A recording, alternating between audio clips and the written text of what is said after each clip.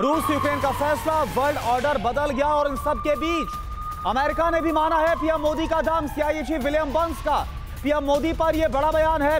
रूस यूक्रेन युद्ध को लेकर बोले हैं सीआईए चीफ, पीएम मोदी की वजह से रुका एटमी हमला। यह बहुत बड़ा बयान सीआईए चीफ की तरफ से, बर्न्स की तरफ से यह बड़ा बयान, यानी कि वो ये बोल रहे हैं कि किस तरह से वो युद्ध जिसको अब 10 महीने हो गया है लगभग पूरी तरह से, 24 फरवरी को इस साल जो शुरू हुआ था और उसके बाद ये युद्ध परमाणु युद्ध में तब्दील होते होते न्यूक्लियर वॉर की मुहाने पर आते आते ये थमा है। और अगर इसमें किसी को क्रेडिट जाता है, वो क्रेडिट जाता है प्रधानमंत्री मोदी को। हमने देखा एससीओ समिट हो, अलग अलग प्लेटफॉर्म्स हो, G20 समिट हो, वहां पर हर तरफ उन्होंने ये बात बोली है कि कूटनीति के जरिए, बातचीत के जरिए मसला सुलझाया जाना चाहिए। कोई भी जो रास्ता है वो जंग से नहीं निकलता। अब आप देखिए ये समझाते बिग वॉल में आपके सामने, अमेरिका ने माना पीएम मोदी का दम, परमाणु युद्ध पर पीएम मोदी के विचारों का रूस पर असर पड़ा है। ये अपने घर की छत पर ही फल और सब्जियां उगाते हैं, महीने का 40 से 50 हजार कमाते भी हैं। इनसे सीखना है तो फ्रीडम ऐप को अभी डाउनलोड करो। और क्या बात बोली आप जानिए फटाफट ये पॉइंटर्स। यूक्रेन युद्ध में ग्लोबल डिजास्टर टालने में प्रधानमंत्री मोदी का काफी अहम योगदान है। बर्न्स की तरफ से कहा गया भविष्य में एटमी वॉर की आशंका को नकार नहीं सकते, हालांकि इस बात को लेकर भी वार्न कर रहे हैं। अभी परमाणु खतरा टला है लेकिन भविष्य के लिए खतरा अभी भी बरकरार है, कुछ भी हो सकता है। मौजूदा युद्ध में परमाणु हमले की आशंका कम है।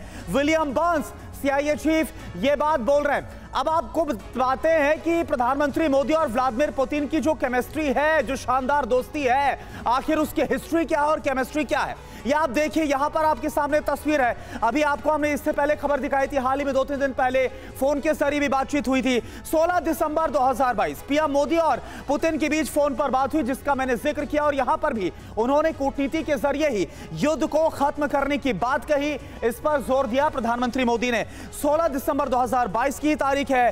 समरकंद में एससीओ समिट में पीएम मोदी और पुतिन की जो मुलाकात है, वो इससे पहले जो मुलाकात हुई थी वो हम आपको बता रहे हैं, यानी कि 16 तारीख को तो जो फोन पर बात हुई उसके पहले क्या क्या हुआ है। मोदी की पुतिन को सलाह, यह युद्ध का योग नहीं है। एससीओ समिट के दौरान भी उन्होंने खुलकर अपनी बात कही थी। और क्या हुआ, पुतिन ने साफ कहा हम चाहते हैं युद्ध जल्द से जल्द खत्म होना चाहिए। लगातार यह बात प्रधानमंत्री मोदी अलग अलग अंतर्राष्ट्रीय मंच पर बोलते आए हैं। मार्च 2022 एक और काफी अहम ये तारीख है। युद्ध में फंसे भारतीयों को निकालने के लिए मोदी ने पुतिन से बात की थी। यूक्रेन में जो तमाम छात्र और जो लोग हैं वो फंसे हुए थे। मोदी के फोन करने पर व्लादिमीर पुतिन ने तुरंत एक्शन लिया और सेना को आदेश दिया। फरवरी में इस युद्ध की शुरुआत हुई थी और मार्च में आपको हमने दिखाया था कैसे वहां से जो सेफ रूट है, सेफ पैसेज है, वो देने की कोशिश की गई थी।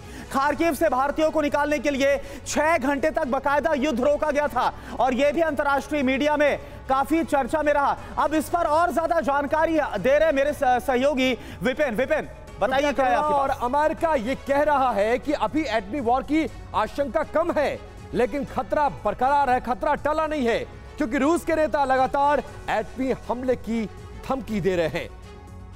रूस की धमकी न्यूक्लियर वॉर होकर रहेगी। 15 दिसंबर की बात देख लीजिए क्या कहा गया है। अलेक्जेंडर दुगिन ने कहा रूस युद्ध जीतेगा और दुनिया खत्म होगी, दो में से एक बात होगी। 9 दिसंबर को व्लादिमीर पुतिन क्या कहते हैं, एटमी अटैक करने वाले का नामो निशान मिटा देंगे।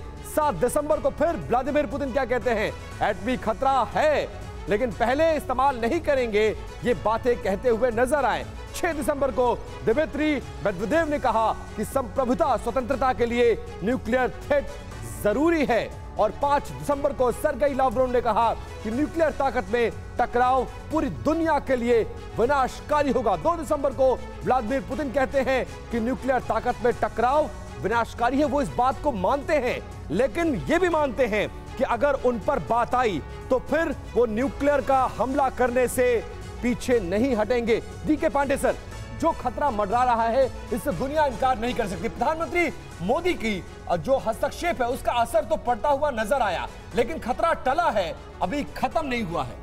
बिल्कुल सही कह रहे हैं। देखिए सबसे दुखद बात है कि भारत के अलावा किसी अन्य देश ने इतनी पहल नहीं दिखाई है कि शांति स्थापित हो।